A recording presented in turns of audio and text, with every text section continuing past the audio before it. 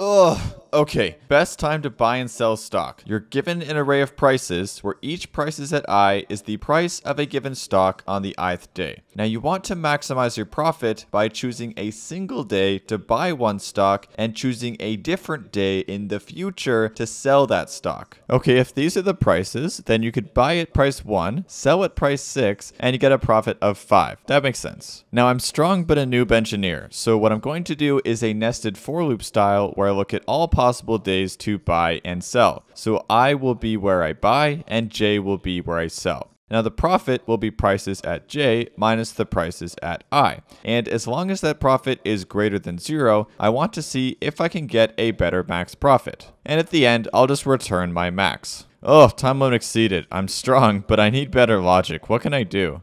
Okay, you actually want to keep track of the minimum price you've seen so far. It makes sense to buy at a small price, right? So we'll go through each of the prices, and if my price is less than the minimum price, we have a new min price. Then we'll always get profit is the price minus the minimum price. If that profit is greater than the max, we'll update our maximum. At the end, return our best. Yeah! Oh, then let's go!